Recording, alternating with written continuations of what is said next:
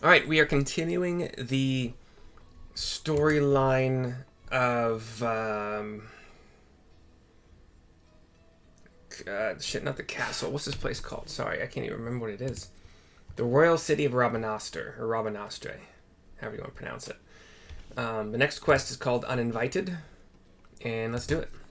Lena, the journalist, Mikote, gives it to us. Mercy, where in the world have you been? Did you not receive Alma's summons? Principal Lexingtail's research into the Auracite may have finally borne fruit. We must hurry to the Prima Vista before they embark on some grand and perilous adventure without us. I think that I've done a better job of making her feminine, but it's still kind of like, hey, and in today's world, like, you know, the old-timey, yeah, anyway. Shuttle pilot. Yes, I would love to board the shuttle to the Prima Vista, por favor. It's the entire fucking reason I'm talking to you, man. Woman. Child. We board the ship. Alma is there, her brother, some man I don't know yet, and Sid. Oh, the father. Mercy, Lady Murilla. Still can't pronounce it very well. Murilla. Thank you for answering my summons. Master Garland was kind enough to send for an Archon from Charlian, and I thought it only right that you be present to hear her findings. To be frank, summoning Mikoto was more Yestrola's idea. I simply came along to see what lights she could shed on this mystery. And up walks a well-coiffed blonde, longer hair, one of the Auron, the one with the fish fins on their head. I am Mikoto of House Jinba, a Domin, though my years in Charlian have made me a stranger here. You must be Mercy Valkyr, fabled liberator of men, slayer of false gods, warrior of light. I thought you'd be taller. Happens. I gotta switch back to Red Mage for quest XP. She puts a box with the Auracite down on a table, on a chest, actually. Let us speak of the crystal. She cocks her head for a second. Seems to be listening or thinking. Says the older man, the father. The Otius, one of but many Auracite shards that aided noble Delita's rise to regent. I can talk, I promise. She nods. My apologies. The Otius is no ordinary crystal, even discounting its obvious historical importance. The specimen is more than a simple manifestation of elementally aspected energies. It is rather an etherical lodestone whose facilitation of both the absorption and transmission of distinct frequency and NRR-type harmonic vibrations has been observed to promote ethereal amplification. The resultant neuroharmonic disturbance allows for a highly unique emittance of CPRS waves that, instead of radiating outward with a determinate factor of dispersal, instead resonate inward. At a frequency so labored, my estimate places the rate of VRT decay at upwards of several centuries, though I must admit I lack sufficient variance to complete a truly comprehensive graphical assessment. Well, that explanation may elicit admiring nods from your professors at the academy. Will earn you only blank looks here. Take a deep breath and try again, this time in a language those of us without the echo might comprehend, says Sid. She looks shocked. My apologies, I merely thought... And then dejected. Apologies will see us nowhere nearer to an answer. A simpler explanation will. She crosses her arms. Simpler, right. Ether's not only the building block of all things material, but those immaterial as well. Thoughts, memories, feelings, one's very will are all understood to be ethereal phenomena and can be measured as such. Unlike most crystals, which can only emit elemental energies, Auracite is tuned not only to absorb ether, but ether specific to the immaterial. The ether is then stored and multiplied within its crystalline confines until external stimuli precipitate release. That's better, I think. So ether's stored, and then someone has to do something to release it. But Sid says, try again. Jeez. Under appropriate conditions, a strong will or desire can become imprinted upon the Auracite and stored until fomentation, at which time the desire becomes manifest. He crosses his arms. Fomentation? Says Ramza, the young boy. What my studious young friend is trying to say is that the odious takes one's deepest fantasies and makes them reality, says Sid, and she nods. Yes. Yes, that is simpler. You may choose to think of it as a process akin to that of summoning a primal. There being one marked difference, primal summoning requires a supplemental energy source, such as a horde of elementally charged crystals. Auracite, on the other hand, has the capacity to serve as its own source of power. You ask a question, and look to the group to continue asking the question, or to say something, I'm not sure. Father thinks, we know from the Durai papers that Argoth was never king of Ivalice. He was slain in battle during the War of the Lions. Yet the Argoth encountered during the recent expedition carried himself as if he had been crowned regent. I believe this was merely the Auracite in his possession realizing his desire to rule. I am informed that he uttered the same words over and over again for the duration of the confrontation which unfolded. If that is the case, it is possible that it was not actually Argoth who uttered them, but the Auracite itself. If the Durai papers are accurate, Argoth was a weak and petty noble who believed that his blood entitled him to power. The Auracite took that belief and twisted it into the abomination Mercy put to the sword.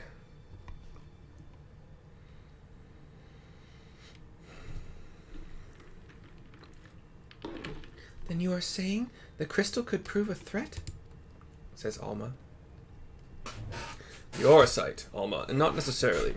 Ramza seemed to fare well enough. There is no record of the young regent being manipulated by the artifacts he gathered. In the hands of the just, the Auracite should prove harmless, even beneficial.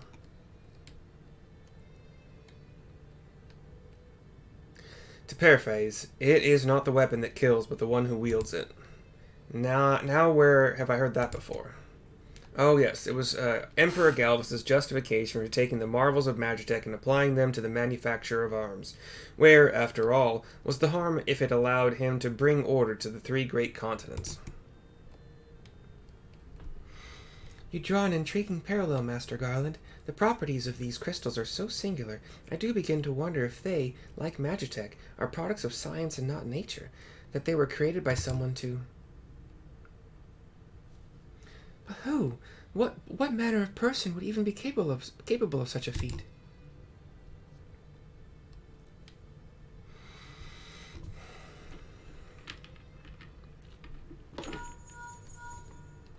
Sid gets a call.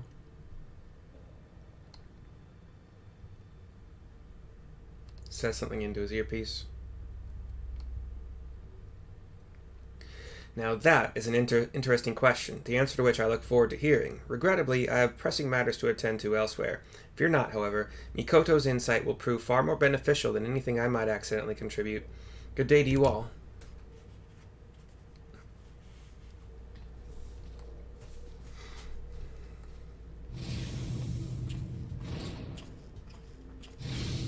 Auran? Are they Aurans? A-U-R-A-Ns? Ramza picks up the Auracite, looks into it. Nothing happens. What I don't understand is, says Lena, if the Duma was imprinted with Argoth's deepest desires, then whose desires are rattling about inside the Odious? Ramza looks shocked for a second and puts it down. I had the self-same question, and thus conducted a thorough inspection of the crystal upon my arrival. The results were inconclusive. Traces of ethereal activity were present, but to all intents and purposes, the vessel was empty. Empty? But what of the voices I heard? Ramza says, Voices? I heard nothing of the sort. The only voices you heard, Alma, were in your stubborn head.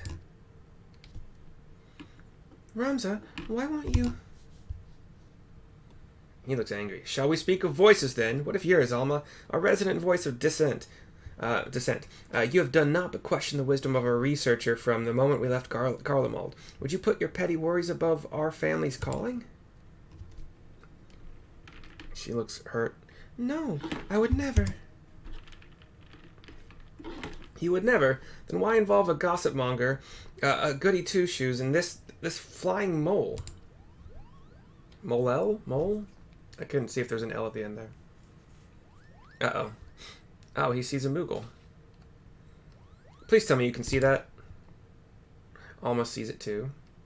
As does the father. And myself. I don't think that Lena can. Because Lena hasn't looked shocked at all. But the Moogle is here in the middle of our oval. Let me switch over to Red Maze. Hey Moogle, what's up, bud? Cutscene again.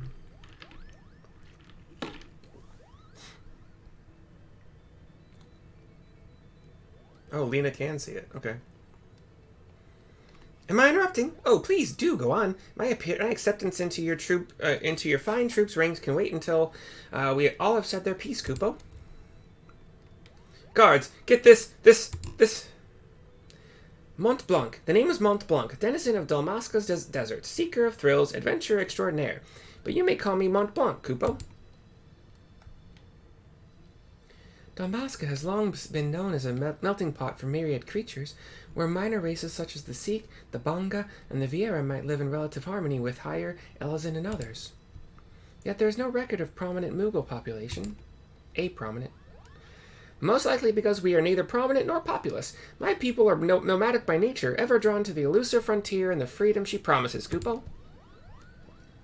Moogle? This is Ramza. Of course I'm a Moogle, Kupo. You'd think the adorable wings and the fluffy palm would have given it away. Now about my admission to the Majestic. He takes a step forward. I will allow no such thing. The Majestic is the Empire's premier theater company. We will not sully its good name by granting refuge to a fluttering ball of fur. And furthermore, how in the world did this abomination board the Prima Vista in the first place? The Moogle looks like it might be crying, but... and flies off to Alma to kind of hide and cry. By means of his wings, were I to guess. As for his admission to our company, I do not seem to recall race, creed, or allegiance on my list of prerequisites. Do you? Says Genomus the father. No, father. Very well then, Mont Blanc. What is it exactly that calls you to the stage? Our stage. Moogle does a spin in the air. Comes straight up to Genomus. What else? The Zodiac Brave story, Kupo. Never before have I witnessed something so amazing, so moving. Sitting, well, technically hovering there in the audience as the story unfolded around me, I knew I was witnessing something special, something positively transcendental, Kupo. It was then that I realized I either had to be a part of it or go to my grave a bitter and broken Moogle. And he flaps and twirls. Alma's very delighted. Was this realization before or after you swore you simply had to become the realm's greatest marauder, Kupo? Says Hurdy, another Moogle, coming up upon us. Ramza shakes his head. Hurdy, how did you... He's got a harp. Perhaps you'd have been more successful at running away if you didn't reveal your grand designs to every other fool if you happen to meet, Kupo. Was it not but 20 nights ago you took up the axe, Kupo? Now here you are professing your passion for the stage before carving even a single notch in your haft. Do you not remember? To he who churns the butter goes the sweetest bread. But how is one to savor it said buttered bread if his head is in the belly of a fearsome beast? You accuse me of giving up when I merely came to the realization that continuing would end in failure. Only through a change of course could I reach my final destination, Kupo. And that destination is what? Mummer? Are you sure it is not Geomancer? Or Arithmetician? Templar? Do not bother answering, Kupo. We all know you'll be singing a different tune come cockcrow. Tomorrow morning. It's kind of what, yeah. That is where you're mistaken, Hurdy. I was destined to be a thespian. I can feel it in my fur. The role of Delita was made for me. Made for me, Kupo. They continue arguing. Ramza says, Kupo, Kupo, Kupo, enough! The actors in our company are trained at the Empire's finest institutes. They represent the pinnacle of the profession not only in Garlemald, but across the entire world. A vagrant bat mole like you could never hope to share a stage with such artists, let alone play the part of a hero like Delita. You yourself admitted you were too craven to face a solitary beast. How do you imagine you would fare against a pack of theater critics? Any troupe would need proof of valor before it could even consider. Mont Blanc goes right up to him. Craven, call me a cheat and call me cur, but do not, sir, call me Craven. I accept your challenge. Slay but one foul beast by my own hand, and the Majestic Theatre Company will accept me into its ranks, Kupo. Wait, I should know such. You are all here witnesses, Kupo. When I return with the head of a terrible beast in my gore-stained hands, you will be honor-bound to welcome me, Mont Blanc the Mummer, into the fabled ranks of the Majestic. Good day. Wonderful! What do we do now? What do we do? We do nothing. If that Batmole wishes to throw himself on the horns of a stampeding Zoe, I will not stand in his way. I believe the proper term of derogation is molebat, and I should warn you, Moogles do not take kindly to those who use it. Why must you always put yourself above others, brother? Did you learn nothing from Argoth's wretched example? Mont Blanc would never have set out on this fool's errand had you not made the challenge. If anything befalls my brother, his blood will be on your hands. Mercy, you are the only one among us capable of locating Mont Blanc and preventing disaster. On behalf of my brother, I beg your assistance. Alright. Had a feeling. Alright, Hurdy. My brother can be rather simple-minded when it comes to such matters. Thinking to impress the Warrior of Light and her companions, Mont Blanc would likely choose the scene of your recent exploits to prove his worth, meaning Rabanastre, if I'm not mistaken. Pardon my language, but that Ramza really is an incurable little prick, is he not? How dare he speak to his sister and the Moogle in that manner? I couldn't decide which was worse, the things he said or the way the principal sat back and let him say them. But I suppose it is none of our concern. For now, let us concentrate on the task at hand, finding that Moogle before he does something we'll all regret. What say we start nearby? Pier 2, perhaps? Yeah, fuck you, Ramza. You butthead. Mikoto said, just like random text, I feel like seeing what they say. Shortly after arriving here, I was presented with a study which suggested that consuming large quantities of honey improved brain function. The results were so compelling that I almost felt moved to try. Until that is, I saw the work had been commissioned by one of Eorzea's foremost confectioners. It made me long to return to Charlian. Forgive me, was there aught else you wished to ask? No. Ramza. I apologize. I must learn to control my anger, but sometimes it can be difficult. Alma. You saw the poor Moogle. He won't last a day on his own. You must find him and bring him back. I beg of you. I don't really care what Geonomus has to say. Not like a mean way, just because I don't think it's going to be... Alma ended up being nothing, as did Ramza, but... Alright. I guess I talked to Gates Guard.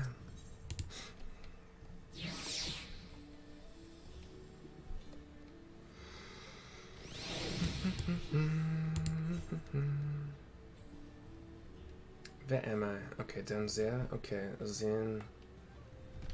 Honestly, I could probably just go, yeah. Bam, bam, bam, bam, bam, bam, bam, bam, bam, bam, sprint. Dun, dun, dun, dun.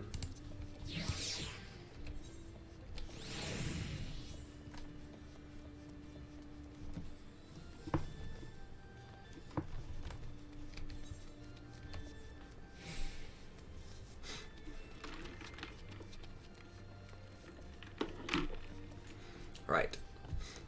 Here's Hurdy and Lena. Yeah, I gotta do both of them. The Falcon Porter tells us that he is a traveling blacksmith away to Yangtze, not a bell passed. That he set a traveling blacksmith away to Yangtze. Okay. And why would that be of interest to us, you ask? Because said peddler of iron and steel was seen to be carrying a bag stuffed to the brim with, and I quote, albino mole fur and purple bat wings. Mont Blanc! Not that we look like that, Kupo. The quickest route into Damascus is via the One River and its western tributaries. If Mont Blanc is bound for Rabanastre, he will seek passage from the Glittering Basin. Pardon my enunciation of anything, because... Alright. Teleport to Othard for 482. Why not? Why not? Can I fly? Damn it. Alright. This run is stupid. I hate it.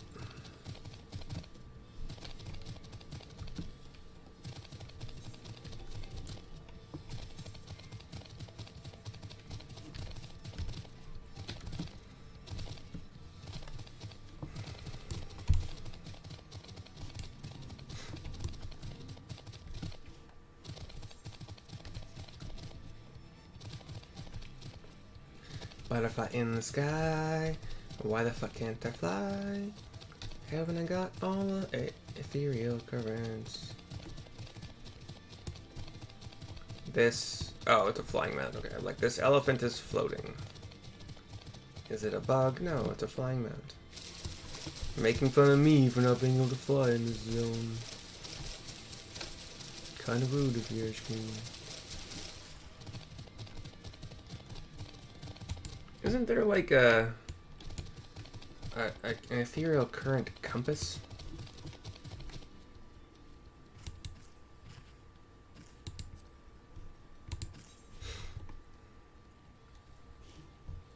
Where am I?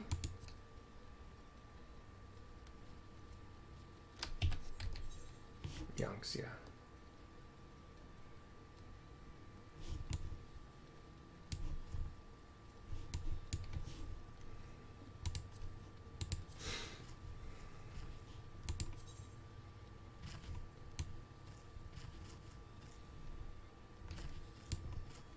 Okay. It doesn't really seem to do anything to help me out, but okay. It just tells me I'm missing 2. I think that's more or less the only information I'm going to get from that screen, so it's fine. Actually, it does say... I think it does make a distinction between quest... Yeah. So I got all the quest ones. I'm missing 2 that have foot symbols. I'm assuming that just means I have to travel to find them.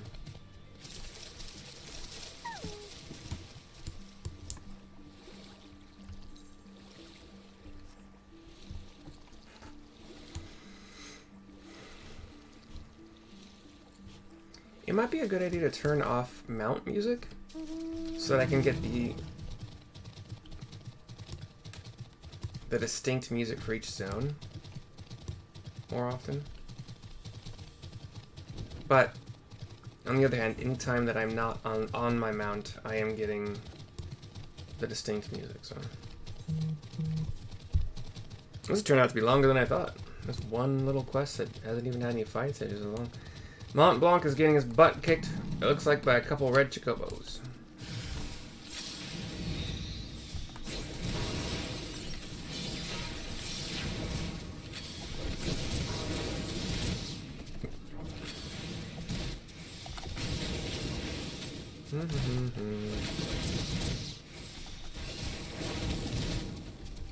Oh gosh. Chocobo Meteor, followed by another Chocobo Meteor. Another Chocobo Meteor. And another Chocobo Meteor. Stop it. You guys do a lot of... You guys have a lot of hit points and are taking... They're just taking a lot of damage. Am I way under... Did I do something to fuck up my gear or something? No? I've only killed 1.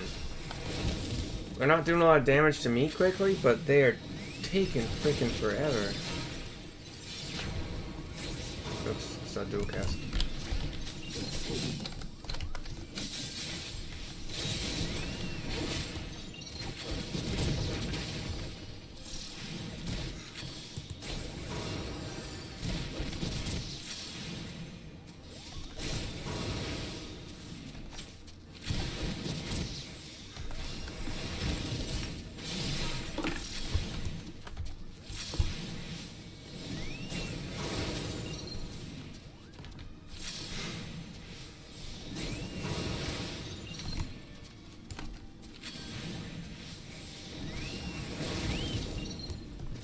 I didn't think I was that close to beating that one. Okay.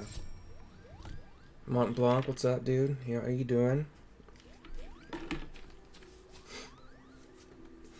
Mont Blanc, what were you thinking? He's got his axe. He's still cowering in the air. Have you any idea what you put your brother through? He has been worried sick. Both Herdy and Ramza were right all along. I'm a failure, a flop, a flailing, flapping, foppish failure, Kupo. How could I play the part of a hero if I can't even ruffle the feathers of a single measly bird? The audience will see right through me like the spineless jellyfish I am. Now wait, Mont Blanc. Not everyone can be a hero. Not even most heroes. Yes, the bards sing of the man who deals the final blow, but what of his cadre of loyal companions?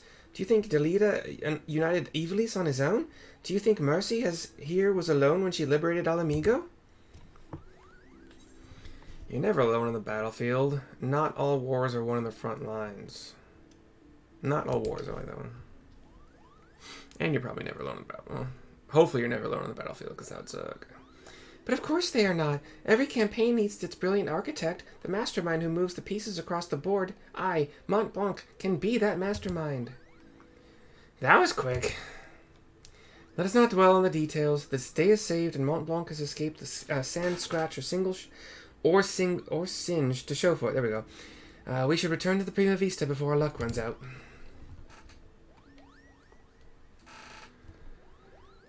Okay. You couldn't have, like, tried to kill something way fucking closer? Like, dude. ¿Por qué no?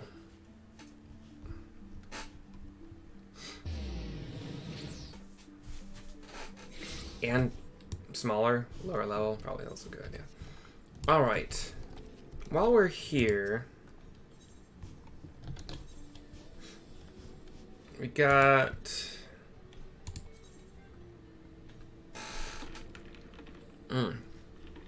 Red Mage could use a little bit of love, as could Dragoon, so what kind of, I have 910.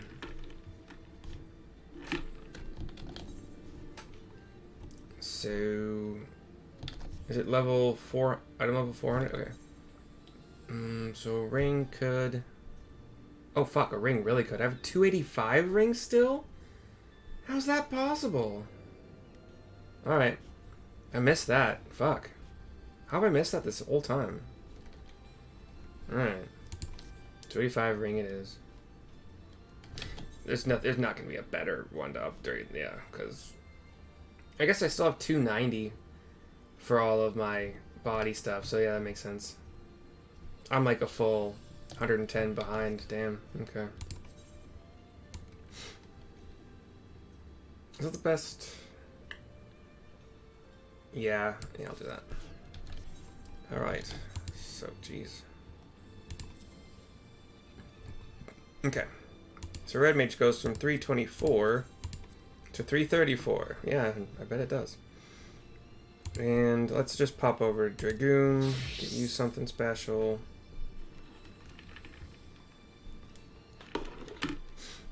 A ring or... Can I do a weapon? Do I have enough left over for a weapon? 630. I do. Fuck yeah. I'll get that for Red Mage next. So weapon goes from 290 up to 400, bringing my 320 up to 338. Cool. All right. Red Mage. Yeah, you need a weapon too, so that's probably 600. So I need another 570. Okay. All right. Let's pop on over to. It's this dock, right? Right? Why does it say it's down here? Oh, okay. Yeah, of course. Okay. Slightly closer.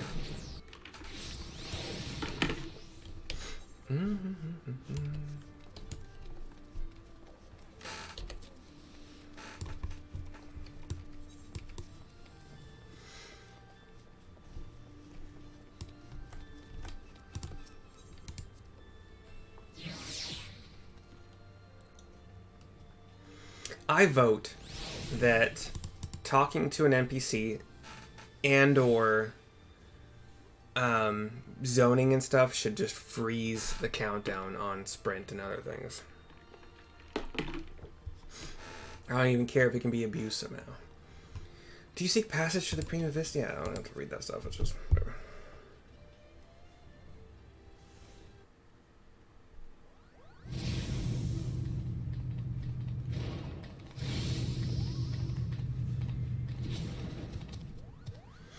Uh-oh. The alligator men are here.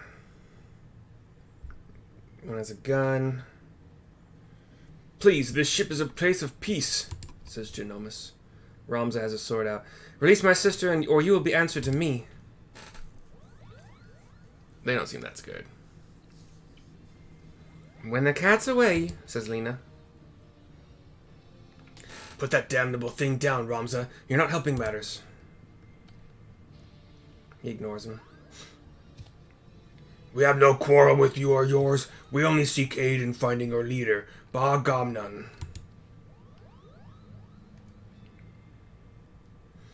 You seek our help? You who threatened to kill my father, who stole his work and made us fools of us all? Never.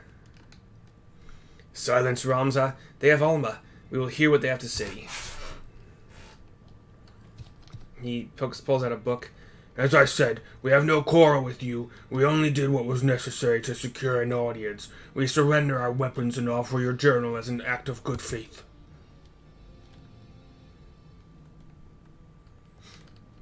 One of them does have a gun. And the other alligator, who's like the leader, kind of didn't realize it. So he tosses the gun on the ground.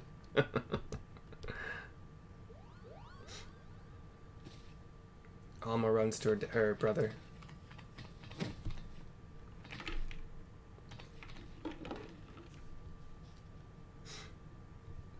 Everything's hunky-dory now.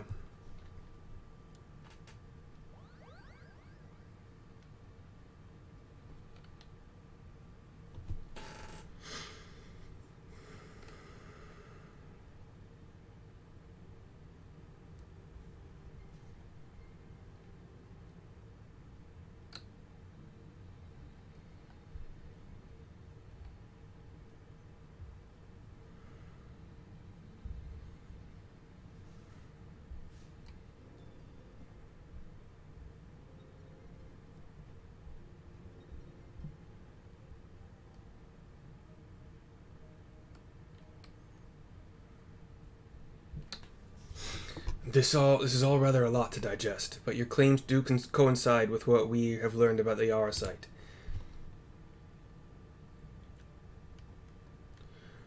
You're saying that Crystal did something to our captain? It's the smaller one that had the gun.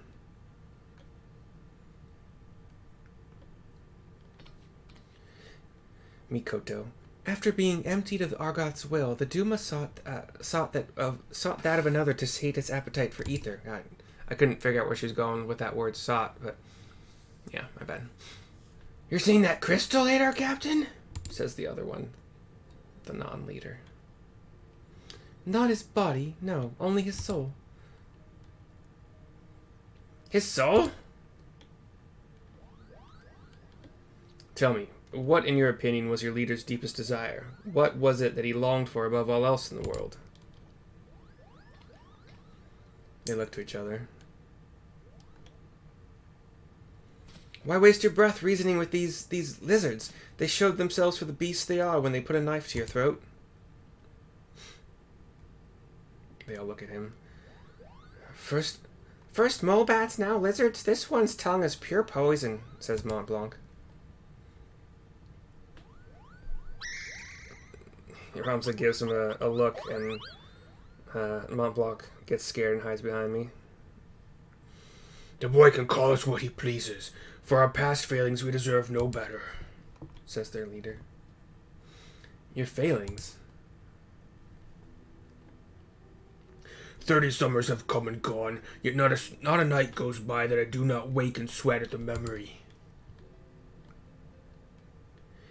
We were fusiliers. I guess that's the word, Fusiliers, in the Dalmascan army, stationed in the royal stronghold at Nalbina.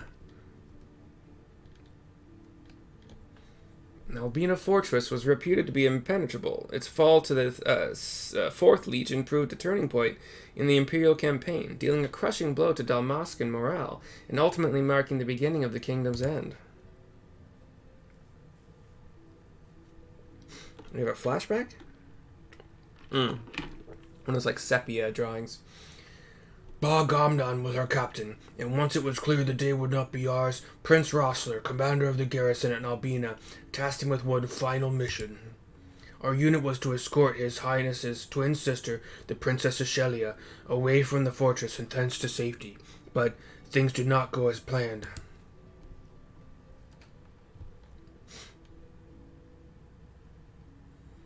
I still remember the words she uttered as she lay dying in the captain's arms but a stone's throw from where the Auracite waterway drains into the sea. Even as the fog of death descended upon her, she smiled and told us, the very people who had failed her, to survive, for as long as even a single Dalmascan stood, our nation would never truly perish. And these were humans that the alligator people were helping, the lizard people, whatever. But it should not have been us who survived. By failing to protect our charge, we betrayed the princess and her memory, and brought shame upon our race. So yes, we are not but cold-blooded lizards, deserving of whatever scorn you deign to heap on us.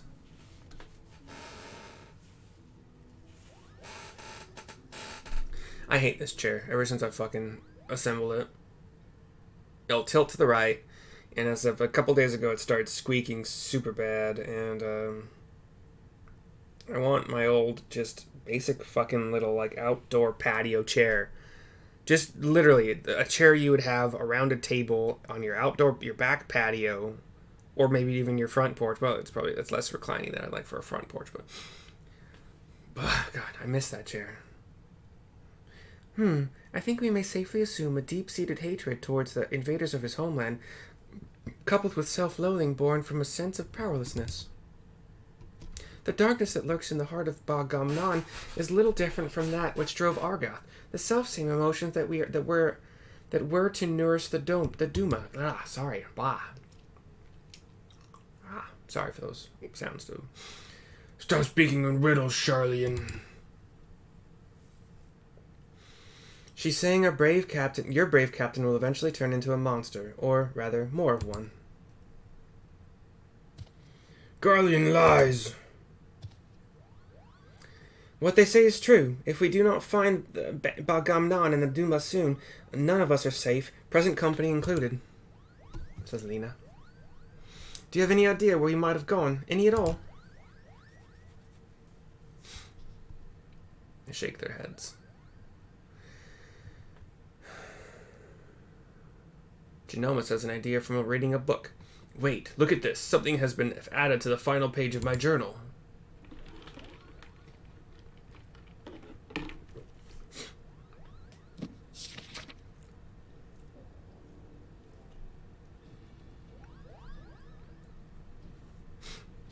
Then the captain must have put it there. Only he had access to it, until we found it in the pack he left behind, that is.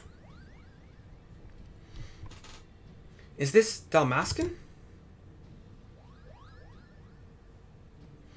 Indeed it is. It says Ridorana, says Mont Blanc, with a nod from the H. Moogle. I don't remember his name.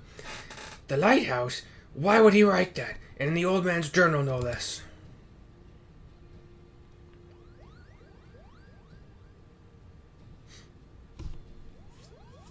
There is a place on the Valnard Sea, far to the south of Rabanastre, where the ocean tumbles into a gaping maw more than a mile across, the Ridorana Cataract.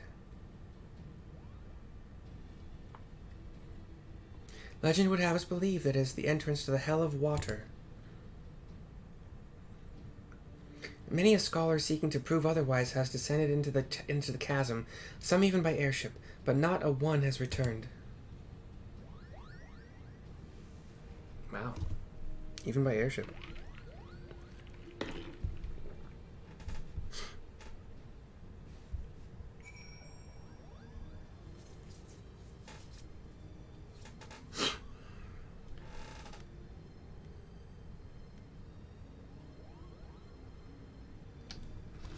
Alright, speaking with Genomus to end this quest. I must admit to knowing little of Rabanastre save that which Lady Mikoto shared with us. Before we expend valuable time and resources traveling to so remote a place, I must review my notes and see if there is any mention of the Abyss. We shall share our findings as soon as we learn aught of interest. Did I get booted from some kind of group chat where...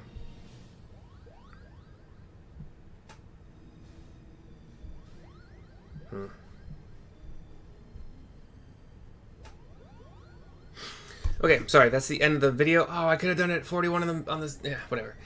End of quest, finally. End of video. I shall see you soon for the next one.